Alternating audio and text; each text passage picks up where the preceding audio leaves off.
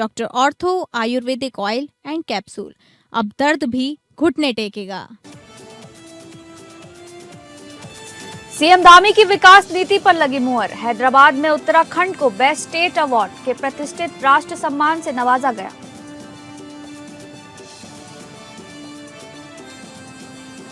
अंकिता भंडारी मामले में बढ़ते विपक्षी दबाव के बीच सीएम धामी ने कहा, सीबीआई कर रहा है मामले की जांच, दूध का दूध पानी का पानी होगा। रुद्रप्रयाग गुलदार अटैक, बालक के पीड़ित परिजनों से मिले जिलाधिकारी, बंधाया ढाढ़स, 10 लाख रुपए की दी आर्थिक सहायता। साहसिक पर्यटन पर सीएम धामी की पहल, 83 प्रमुख पर्वत चोटियों पर अब होगा पर्वतारोहण।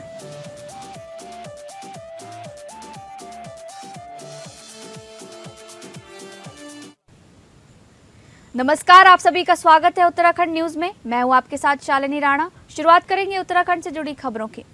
हैदराबाद में आयोजित देश के प्रतिष्ठित एविएशन इवेंट विंग्स इंडिया 2026 में उत्तराखंड को best state for promotion of aviation and ecosystem के प्रतिष्ठित राष्ट्र सम्मान से नवाजा गया। सीईओ नागरिक उड्डयन आशीष चौहान ने बताया कि ये सम्मान मुख्यमंत्री पुष्कर सिंह धामी के दूरदर्शी नेतृत्व और राज्य सरकार की प्रभावी एविएशन नीतियों का परिणाम है। उन्होंने कहा कि मुख्यमंत्री के नेतृत्व में उत्तराखंड सरकार ने प्रदेश में हवाई कनेक्टिविटी के विस्तार के साथ साथ चारधाम यात्रा को सुरक्षित, सुगम और व्यवस्थित बनाने में एविएशन सेक्टर का प्रभावी उपयोग किया है। केदारनाथ, बद्रीनाथ, गंगोत्री और यमुनोत्री धाम के लिए हेली सेवाओं का विस्तार, हेलीपोर्ट और हेलीपैड का विकास, यात्रियों की सुरक्षा, आपदा प्रबंधन और आपातकालीन सेवाओं में हवाई संसाधनों का बेहतर उपयोग उत्तराखंड की विशिष्ट पहचान बना है।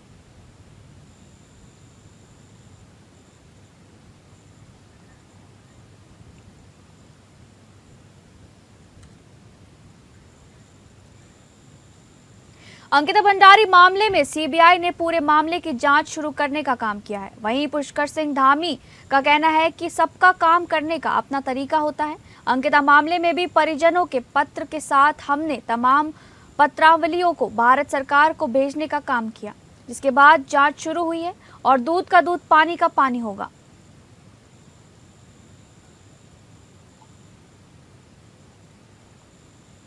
अभी तक का जो भी काम करने का हमारे व्यवहार है, हर किसी व्यक्ति का एक स्वरूप होता है, एक काम करने का तरीका होता है, एक ट्रैक रिकॉर्ड होता है। और हमने जब भी जो भी कहा है हमने वो किया है। अंकिता प्रकरण हमारे राज्य के लिए ही नहीं, वरन पूरे देश भर के अंदर जिस प्रकार से लोगों के संज्ञान में आया, चर्चा में आया, तो बहुत दुखद था। उसको लेकर जो भी काम सरकार कर सकती थी, सरकार को पहले दिन से करे, चाहे वो एसआईटी का गठन करना हो या जो 3 उसमें मुख्य आरोपी थे उनको जेल में करना हो। उसके बाद इधर के दिनों में फिर से एक ऑडियो क्लिप के बाद जो प्रकरण फिर से आया, हमने उनके माता पिता से बात करी।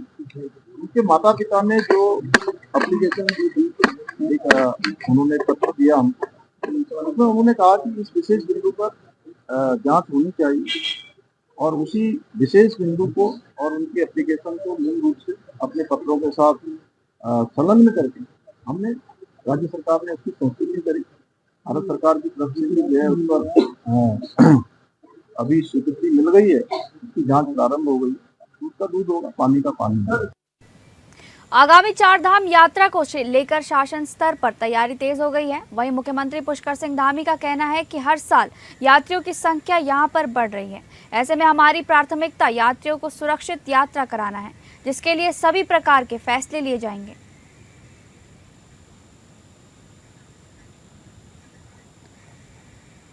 आपको बताते चले, आगामी चारधाम यात्रा को लेकर शासन स्तर पर तैयारी तेज हो गई है। वहीं मुख्यमंत्री पुष्कर सिंह धामी का कहना है कि हर साल यात्रियों की संख्या यहां पर बढ़ रही है। ऐसे में हमारी प्राथमिकता यात्रियों को सुरक्षित यात्रा कराना है, जिसके लिए सभी प्रकार के फैसले लिए जाएंगे।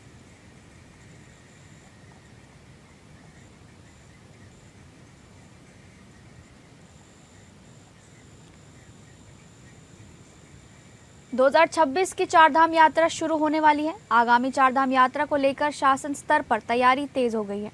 वहीं मुख्यमंत्री पुष्कर सिंह धामी का कहना है कि हर साल यात्रियों की संख्या यहां पर बढ़ रही है। ऐसे में हमारी प्राथमिकता यात्रियों को सुरक्षित यात्रा कराना है। चारधाम यात्रा जिस प्रकार से लगातार वर्ष दर वर्ष हर वर्ष लगातार उसकी संख्या में बढ़ोतरी हो रही है, तो चारधाम में आने वाले जो श्रद्धालु है, तीर्थ यात्री हैं, उनकी सुरक्षा हमारे लिए सर्वोच्च प्राथमिकता है। उनकी सुरक्षा को लेकर जो भी निर्णय लिए गए हैं, मैं समझता हूँ उसके पीछे यही हेतु है कि चारधाम यात्री की सुरक्षा सर्वोच्च प्राथमिकता में हमारी है और उसको लेकर ही प्रावधान करें।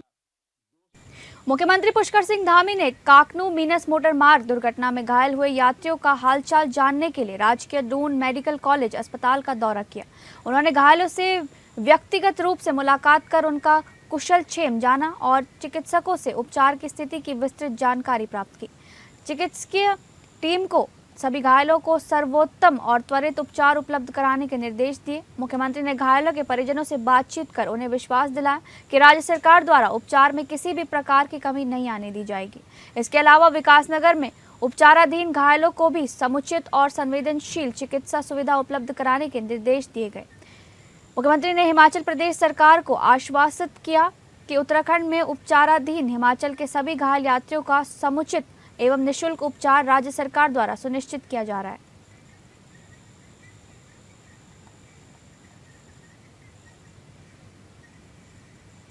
कैबिनेट मंत्री गणेश जोशी ने सहसपुर ब्लॉक के भगवंतपुर में आयोजित बहुउद्देश्य शिविर में बतौर मुख्य अतिथि प्रतिभाग किया। इस अवसर पर उन्होंने विभिन्न विभागों द्वारा लगाए गए स्टॉलों का निरीक्षण किया और शिविर में उपस्थित लाभार्थियों से संवाद कर उनकी समस्याएं सुनी। शिविर के दौरान कैबिनेट मंत्री गणेश जोशी ने कृषि विभाग के लाभार्थियों को चेक वितरित किए। कृषक समूहों को फार्म मशीनरी बैंक के अंतर्गत उपकरण प्रदान किए तथा बाल विकास विभाग के लाभार्थियों को महालक्ष्मी किट और किशोरी किट वितरित की। इस दौरान कैबिनेट मंत्री गणेश जोशी ने कार्यक्रम में उपस्थित लोगों को नशा मुक्ति की भी शपथ दिलाई। मैं इस अनूठी पहल के लिए माननीय मुख्यमंत्री जी का आभार व्यक्त करता हूँ कि उनके मार्गदर्शन में जन जन की सरकार, जन जन के द्वार कार्यक्रम पूरे प्रदेश में चल रहा है। अभी तक लगभग 7 लाख लोगों ने इसका लाभ लिया है और इसके कार्यक्रम की सफलता को देखते हुए इसको 15 दिन और बढ़ा दिया गया है। हमारे 28 से अधिक विभाग मौके पर आकर वहीं पर समस्याओं का समाधान कर रहे हैं। आज इस शिविर में 40 शिकायतें आई, उनका समाधान मौके पर किया गया, क्योंकि मुझे बताया गया कि इस गांव में आज 2 शादियां हैं जिसकी वजह से अपेक्षित लोग यहां पर नहीं आ पाए।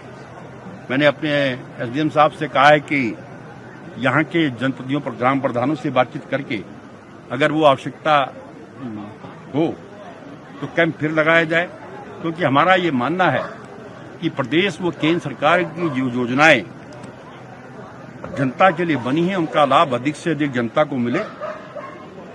और आज इसकी सफलता का प्रतीक यह है कि आज एक कार्यक्रम में जब मैं उधम सिंह नगर में था तो एक 82 वर्षीय व्यक्ति वहां पर खड़ा हुआ और उसने खड़ा होकर कहा कि मैंने कई सरकारें देखी है लेकिन ऐसा कार्यक्रम नहीं देखा। इस बात का प्रतीक है कि ये कार्यक्रम कितना सफल हो रहा है।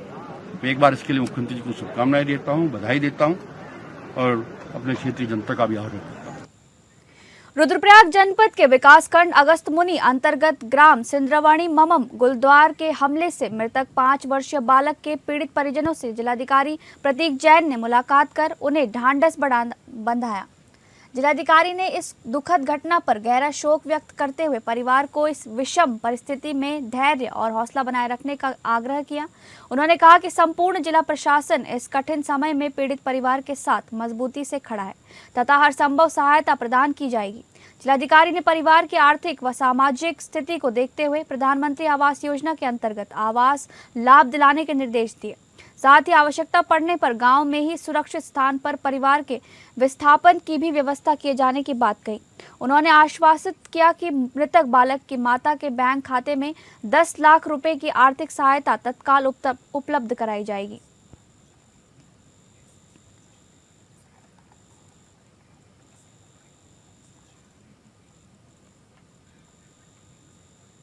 चंपावत में जिला प्रशासन द्वारा ग्रामीण क्षेत्रों में सफल संचालन के बाद अब नगर पंचायत पार्टी से उत्तराखंड सरकार की महत्वाकांक्षी पहल सरकार जनता के द्वार कार्यक्रम की शुरुआत की गई। कार्यक्रम का शुभारंभ जिलाधिकारी मनीष कुमार ने किया। इस अवसर पर उन्होंने कहा कि राज्य सरकार का उद्देश्य पूरे प्रशासनिक तंत्र को जनता के बीच लाकर उन्हें मौके पर ही सरकारी योजनाओं का लाभ देना है, ताकि लोगों की अनावश्यक दौड़ भाग समाप्त हो सके। शिविर में आज 600 से अधिक नागरिकों ने भागीदारी की, जबकि 500 से अधिक लोगों को विभिन्न सरकारी योजनाओं से लाभान्वित किया गया।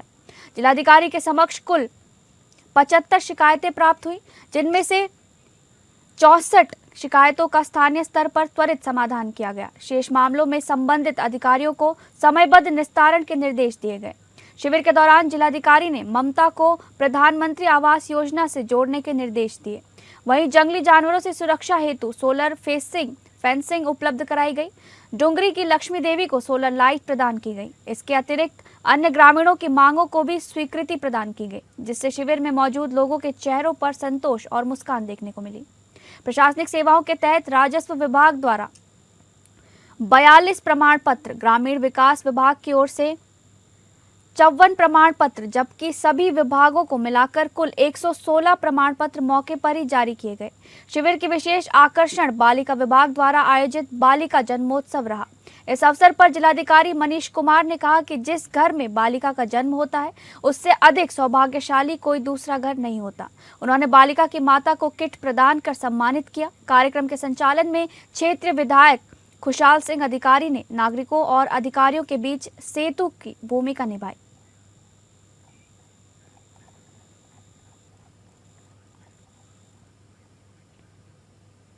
खटीमा में उद्योग व्यापार मंडल चुनाव की मतगणना के दौरान बुधवार देर शाम उस समय हंगामा खड़ा हो गया जब प्रत्याशियों ने समर्थक आमने सामने आ गए। स्थिति तनावपूर्ण होते देख प्रशासन को मतगणना रोकनी पड़ी। जानकारी के अनुसार अपने प्रत्याशी को पिछड़ता देख कुछ नेताओं व समर्थकों ने मतगणना स्थल पर विरोध शुरू कर दिया, जो देखते ही देखते अफरा तफरी में बदल गया। हालात इतने बिगड़े कि खटीमा के उप जिलाधिकारी तुषार सैनी को स्वयं डंडा हाथ में लेकर उपद्रव कर रहे लोगों को शांत कराना पड़ा। प्रशासन ने शेष बची 3 मतपेटियों को मतगणना स्थल के एक कमरे में रखकर सील कर दिया। फिलहाल अध्यक्ष और मंत्री पद की मतगणना बाकी है, जबकि कोषाध्यक्ष पद का परिणाम घोषित हो चुका है। घटना के बाद नगर के मुख्य चौक पर नारेबाजी भी हुई। स्थिति को देखते हुए मतगणना स्थल और प्रमुख मार्गों पर भारी पुलिस बल तैनात किया गया है। वहीं भाजपा और कांग्रेस नेताओं के बीच आरोप प्रत्यारोप का दौर जारी है।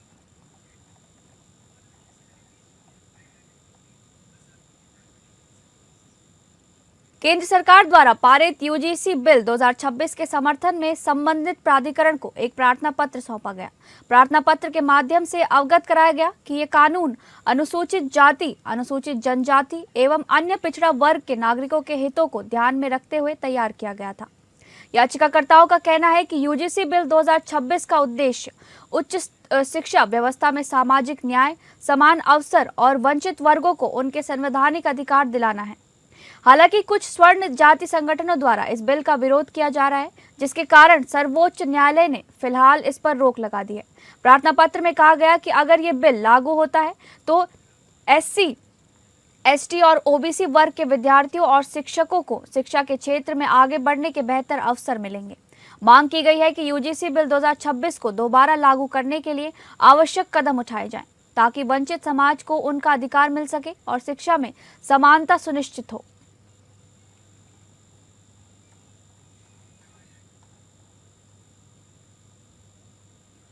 उत्तराखंड के कालसी में एक रिहायशी मकान में भीषण आग लग गई, जिससे पूरे इलाके में हड़कंप मच गया।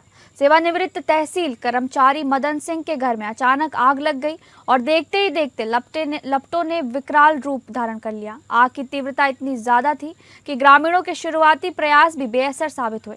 पुलिस और प्रशासनिक टीमें तुरंत सक्रिय हो गई और आग पर काबू पाने के लिए कड़ी मशक्कत की गई। आग ने घर का सारा घरेलू सामान जलाकर खाक कर दिया, जिससे लाखों रुपए के नुकसान का अनुमान है। कुछ मवेशी भी झुलस गए और 2 पुलिसकर्मी मामूली रूप से झुलस गए। प्रारंभिक जांच में शॉर्ट सर्किट को आग लगने की वजह माना जा रहा है और प्रशासन नुकसान का आकलन करने में जुटा है।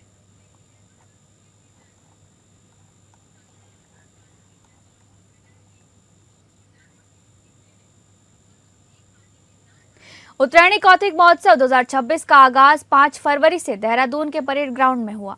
ये 4 दिवसीय महोत्सव सेवा संकल्प फाउंडेशन द्वारा आयोजित किया जा रहा है, जिसका उद्देश्य उत्तराखंड की लोक संस्कृति, परंपराओं और लोक जीवन को एक ही मंच पर प्रस्तुत करना है।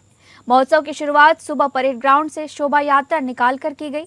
इस महोत्सव में उत्तराखंड के प्रत्येक जिले से लगभग 7-8 स्टॉल लगाए जाएंगे, जिनमें पारंपरिक वेशभूषा, लोक कला और पारंपरिक व्यंजनों का लुत्फ उठाया जा सकेगा। इसके अलावा प्रधानमंत्री नरेंद्र मोदी के वोकल फॉर लोकल के विजन के साथ स्थानीय उत्पादों और उत्पादकों को बढ़ावा मिलेगा और उत्तराखंड राज्य से एक सकारात्मक संदेश देश में जाएगा। महोत्सव में स्वयं सहायता समूह की महिलाएं भी बड़ी संख्या में शामिल होंगी और अपनी प्रतिभा का प्रदर्शन करेंगी। इसके अलावा देश विदेश में उत्तराखंड का प्रतिनिधित्व कर चुके लोक कलाकारों की प्रस्तुति भी आकर्षण का केंद्र रहेगी। 4 दिन तक चलने वाले इस महोत्सव में नरेंद्र सिंह नेगी, पवनदीप राजन, ललित मोहन जोशी, BK सामंत, सौरभ मैठाणी, गोविंद दिगारी, खुशी जोशी, इंदर आर्य और रेशमा शाह सहित अनेक प्रतिष्ठित कलाकार सहभागिता करेंगे। महोत्सव के आयोजक गीता धामी ने बताया कि इस आयोजन का उद्देश्य उत्तराखंड की समृद्धि, सांस्कृतिक विरासत को प्रदर्शित करना है और स्थानीय कलाकारों को मंच प्रदान करना है। उन्होंने सभी से इस महोत्सव में शामिल होने की अपील की है।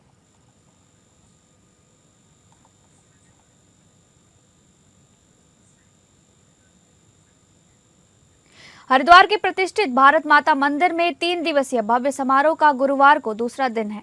इस अवसर पर गुरुदेव स्वामी सत्यमित्रानंद गिरी की समाधि और मूर्ति स्थापना कार्यक्रम आयोजित किया जा रहा है, जिसमें कई राष्ट्रीय स्तर की हस्तियों की उपस्थिति से समारोह की गरिमा बढ़ी रही। केंद्रीय कृषि एवं ग्रामीण विकास मंत्री शिवराज सिंह चौहान इस कार्यक्रम में शामिल होंगे, जबकि बिहार के राज्यपाल आरिफ मोहम्मद खान और जम्मू कश्मीर के उपराज्यपाल मनोज सिन्हा भी अपनी उपस्थिति दर्ज कराएंगे। उत्तराखंड के मुख्यमंत्री पुष्कर सिंह धामी और मध्य प्रदेश के मुख्यमंत्री डॉक्टर मोहन यादव भी श्रद्धा सुमन अर्पित करने के लिए इस आयोजन में मौजूद रहेंगे। इसके अलावा राष्ट्रीय स्वयंसेवक संघ के सह सरकार्यवाह डॉक्टर कृष्ण गोपाल और विश्व हिंदू परिषद के अंतर्राष्ट्रीय अध्यक्ष आलोक कुमार भी इस कार्यक्रम का हिस्सा होंगे। मंदिर परिसर में श्रद्धा, भक्ति और आध्यात्मिक उल्लास का विशेष माहौल है, जो भी आगंतुकों को आकर्षित कर रहा है। 3 दिवसीय आयोजन को देखते हुए हरिद्वार प्रशासन अलर्ट मोड पर है और सुरक्षा के कड़े इंतजाम किए गए हैं। मंदिर क्षेत्र में पुलिस बल की अतिरिक्त तैनाती की गई है।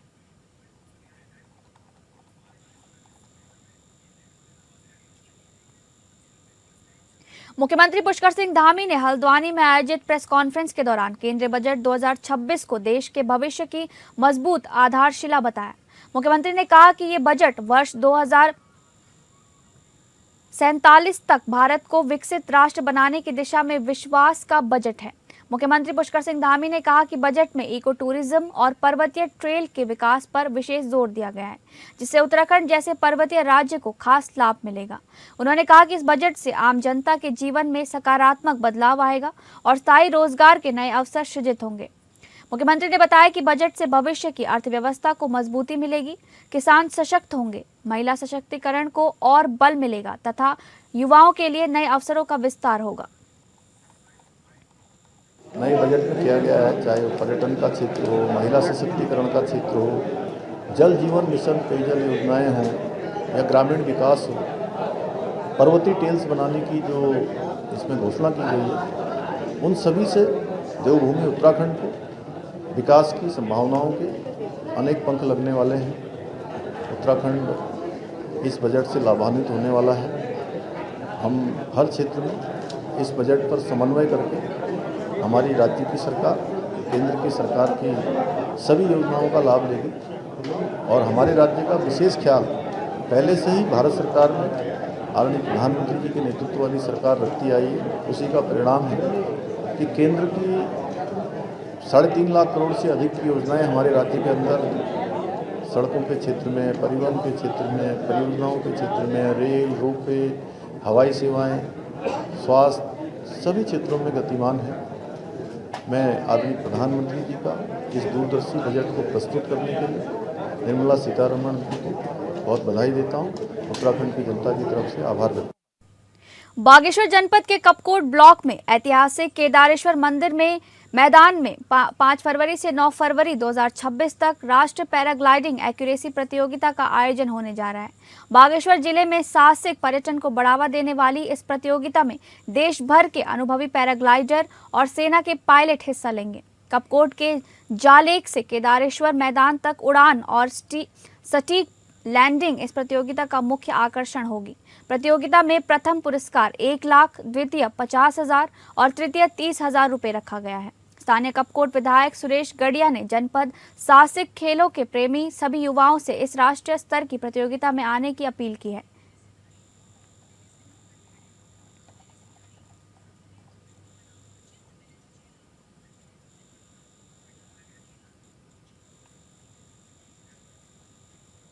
देवभूमि उत्तराखंड ने साहसिक पर्यटन के क्षेत्र में एक ऐतिहासिक कदम उठाते हुए पर्वतारोहण को नई ऊंचाइयों पर पहुंचाने की दिशा में बड़ा फैसला लिया है।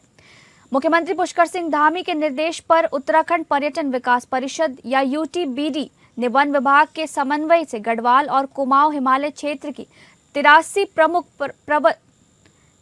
प्रमुख पर्वत चोटियों को पर्वतारोहण अभियानों के लिए पूरी तरह खोल दिया है।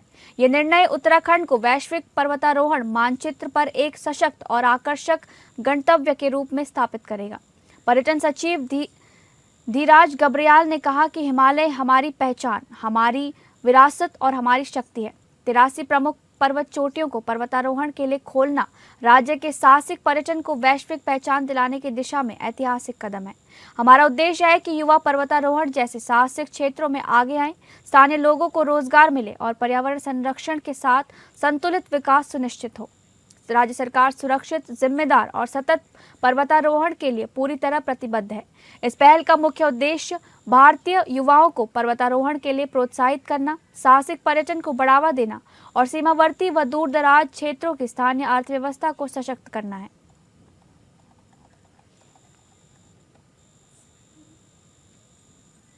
फिलहाल उत्तराखंड न्यूज में बस इतना ही। नमस्कार।